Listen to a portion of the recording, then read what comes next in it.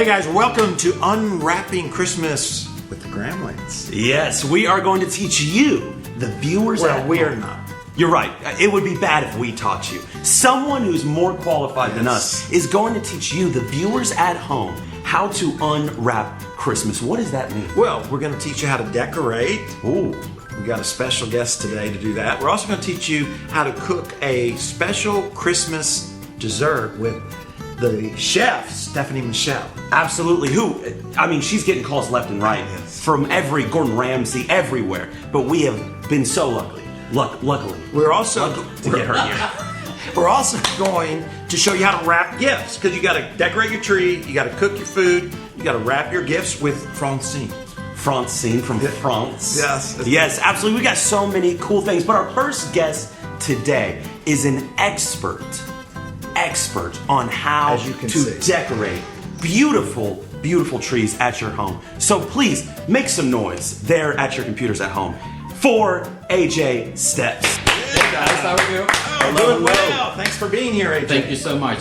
So AJ, it's great to have you. Show us a few ideas that will help all of us as we decorate this tree. Thank you.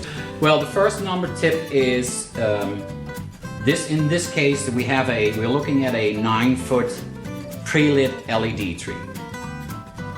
The most important feature about a tree is the right assembling of the tree and the right shaping. That's your base for all your materials that afterwards go into the tree.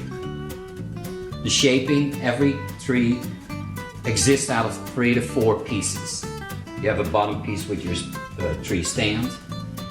The best way always to do is you start per section to shape the tree. If the tree is shaped, you put the second section on it. Make sure you connect it right. Do you do that, or do you put the whole thing together first? I put the whole thing together and call my wife. Yeah. Hey, that part is done.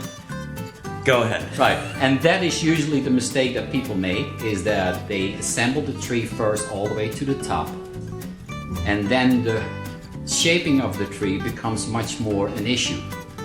It's easier to work per section. You go around the tree, you shape the tree, you put your second section on it, you shape that again, your third piece goes on top, shape it, and your top piece goes on top of that.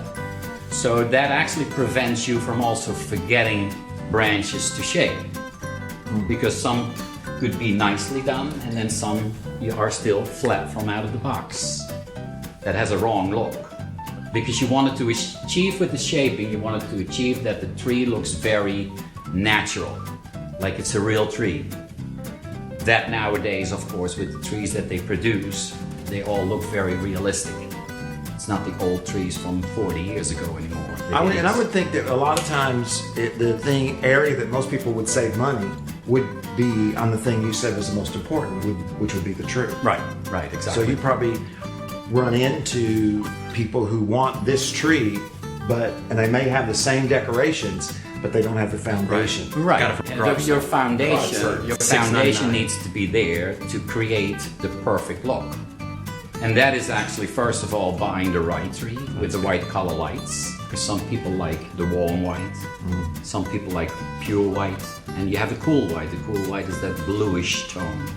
What about multicolor? Multicolor, yeah. Well, multicolor is not as popular anymore. Okay. Multicolor is more what children love.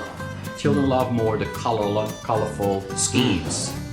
There's probably a lot of people offended right now with their multicolored trees. You're a child, just so you know. Hey, it's all about taste. We're here to hear It's all about taste. Amen. It's all right. So we want to get the right tree. We want to put it up. That's something I hadn't thought of. In pieces so that it's fluffed right. What's the next hack?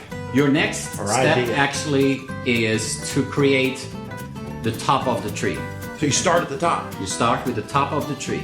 You create your top, and from there on the base you start to install your larger features in a tree, because sometimes the mistake that people make is they buy too small of a stuff in the tree. The tree, what makes the tree beautiful design is different sizes of ornaments, different sizes of the picks, florals, what we call them, and the figurines in the tree. Now you go from larger ornaments in round shapes, oblong shapes, 2 smaller ones, a 9-foot tree. This is approximately the smallest ornament you use in a tree. You don't go with the very tiny ones. That's too tiny for this tree. And then you Can you get too big? No, actually not, because believe it or not, we sometimes put in a 9-foot tree like a truck like this. I did a train like this in a tree. But that's about skills for knowing how to install it, that it doesn't stand out too much. Right. Well, that's what always amazed me about what I've seen, because the trees at Christmas Palace, the trees that I've seen you do in so many different places, they always have things in them. Right. Which again is something, originally it's like, it's a tree. I mean, you're really crazy, you put candy canes. You know what I mean? Right. But most people use just round balls. So your trees always have a lot of diversity in them. Right, because that makes the tree also, like in this case, this is called a Willy Wonka tree, which is also a candy cane candy tree. And in this case, you use also the hats in it to make it a little bit more whimsical, but party fun. And you use, of course, the gingerbread man in it, your lollipops, your big candy canes. If you go with the whole theme, you make also sure that your ribbon coordinates with your design of the tree. In this case, we use the candy ribbon in it. And that's actually what makes the tree. Now, what about lights? Can you get too many lights? Not enough lights? Is that all taste, or is there really? That's about likes. Okay. I mean, some people like to have a lot of lights in them with extra lights features in it. That's possible. Everything is possible with Christmas. You can't go wrong with Christmas as long as it's designed well. Because some people make that mistake, they want to do something, but it's all over the place. You know what I mean? It's like they use this hat, for instance, on a too skimpy tree. And you can do that if you know how to actually go with your florals and picks around it to make it into a composition, like one huge floral composition almost. So as a professional, you would say, don't put a big hat in a small tree. No, like this hat, for instance, should never go in a 6.5-foot tree or smaller. That's too big. Right. Yeah, that's too big. And that's how you look like a novice. When your friends come for the Christmas party. And you're all proud. Exactly. And I watched this guy online, AJ, he told me all, but you look like a novice. Right. By putting a big ornament. Right. Now, the other thing I know that people have to ask is the part that is always amazes me is the ribbon. Right. So how can you? Is it too difficult for you to tell us how you do that? Well, that is actually one of the most difficult features in a tree to install. Even it takes people who work for me. Sometimes the one has it quicker that he knows how than the other one. You can't go wrong, because if you did something wrong, you just undo it and you start all over again. But what's important with your ribbon in this case is that with the loops that you create, you make sure that the inside where it's connected into the tree, that it's far into the trees, so that you don't look too far in the mechanism of the mechanics of what you did. So with other words, you don't want to see that I do curl one of the green tips around this ribbon to keep it into place. All right. So if I do it like this, you can't see what I did over here. So it becomes a natural part of the tree. And what you do with ribbon, you just start to have fun with it a little bit with curls. You see the section over here that they used to fill this space up, to work yourself around. Hi, sweetheart. To work yourself around bigger stuff in the tree. What would you say to the person that just wants a nice tree, but they know this is beyond their reach? Yeah. So what are the basics like you would do to say this is to create a tree that is not overwhelmingly expensive, for instance? Because we, of course, talking about an item where also the sky is the limit. That's true. With everything else, you can have a tree of $15,000 or you have a tree of $1,000. I mean, everything is possible. But to create a certain look is, first of all, if you buy ribbon, make sure if you buy ribbon that The sides of the ribbon are wired. So the edges of the ribbon, there has to be a wire and you can feel it. Okay. And the reason for that is, yeah, you can feel, see that it's like staying up. You can, okay. The reason for this is because the ribbon needs to be molded. If there's hardly any good wiring system on the sides of the ribbon, it starts to fall down. There's no shape in it. Here you can, if I do this, it stays like this. So I can mold this because there's wire system on the sides. Okay. But so that's actually because it's not about the cost of the ribbon roll itself. It's just what is the quality of it. Okay. And you need to make sure you have that. Then you can find everywhere you go nowadays during Christmas, you can find affordable ornaments, different sizes. It doesn't always need to cost an arm and a leg. Right. Would you get all one color? Different sizes, but one color or multiple colors? If you're just doing a basic tree, what would... I would do always a couple of like at least 2 to 3 colors. Okay. Because what you do also is by using the different shapes of colors, you go in and outside the tree. That creates Right, so, depth. you know, one of the things is, I know when I get ready to decorate a tree, it's like, where do I put this ornament? And I've noticed that the temptation, most people's ornaments are all right here at the same level, right on the very end. Yeah. So where, does it matter where I put them? Kind of. Okay. It does. So- Because if you stand in front of your tree, now in this case it's an almost 2/3 tree because it's against the wall. If you want to save some money, you leave the bottom part where the most widest part of your tree is. You can leave that a little bit undecorated. Right. Where your tree slopes up, where it becomes narrow, you still use ornaments and everything else on the side, on the back of your tree also. So you start first, if you start with your tree, you have all your ribbons and your larger features, if necessary, in the tree. You grab first your largest ornaments and your largest things to put in. Here, for instance, look, they put this further in the tree. It means now you can hang an ornament in front of here if you hang it, like for instance, over here, a smaller one. Okay. So you're just not putting them all on the end of the branch? No, not on the end. You just go, it's almost like you create a three-dimensional look. You put some features inside the tree, right, and you hang your, sometimes a little smaller stuff on the outsides. And that's actually how you create the look and design, and also make always sure that whatever you buy in multiple quantities.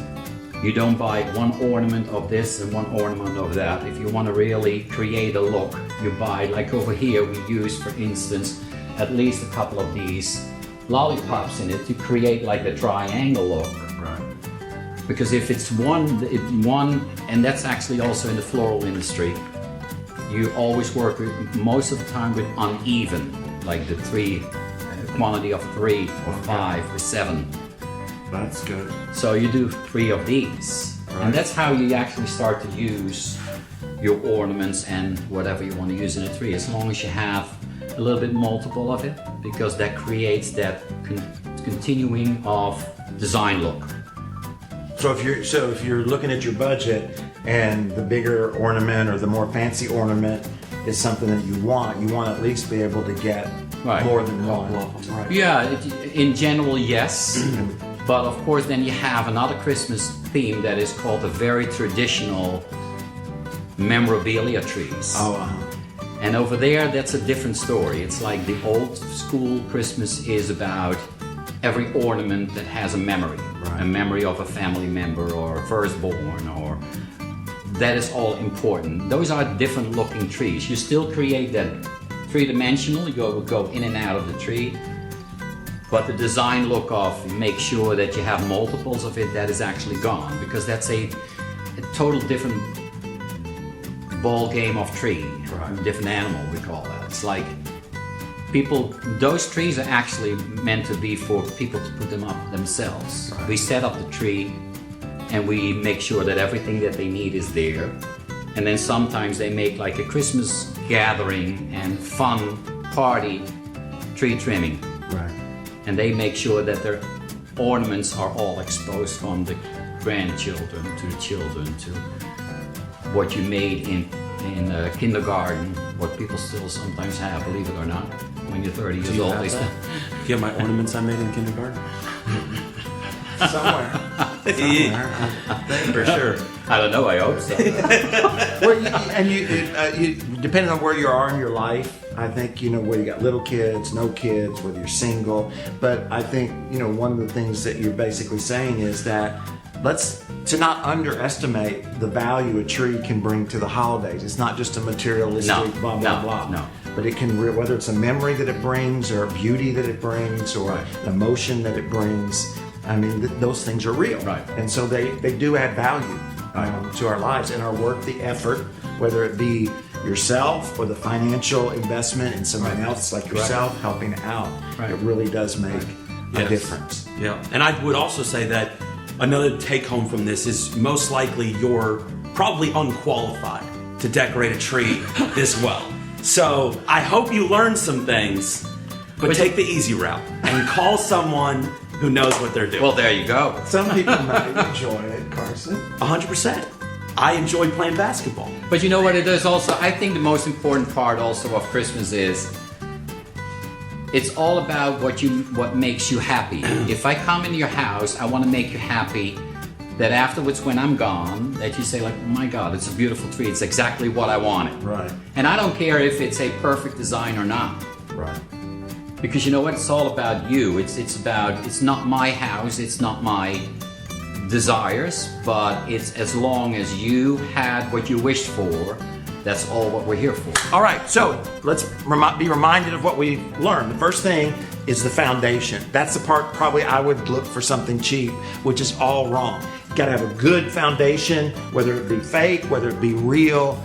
If you're gonna spend some money and you got a limited amount of money, spend it on that which is gonna last longer than one season and will help you build into the future. Right, and then once you got the good foundation, what I was unaware of is you start from the top and kind of work your way down. I've always started from the bottom and worked my way up. That's really what you do in life. But here, you start from the top, work your way down to the bottom. Put the crown. Exactly, the crown. We start with the crown. Yes. That's right. Yes. That's how you remember that. Start with the crown.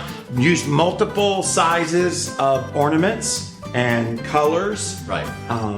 And if you're going to use a stuffed animal or a hat or popsicle, what do you call those things? Suckers. Lollipops. Lollipops. If you're going to use any of those kind of things, it's always good to maybe have some Or multiples. popsicles. You can put popsicles in it too. as You well. can do whatever you want. Come on. Anything else that you... Hire a professional. I think is my last. That's what you keep saying. My last note. I mean, here's the thing. I like it. So guys, I hope that you have gotten a deeper dive, maybe understand a little bit more than you did about how to decorate a tree perfectly. We've got a lot more things to help you have the greatest holiday season, best Christmas you've ever had with you and your family. Maybe some new traditions to start. We will see you guys very soon. Make sure and pass it along. Merry Great to have you, Christmas. AJ. Merry Christmas.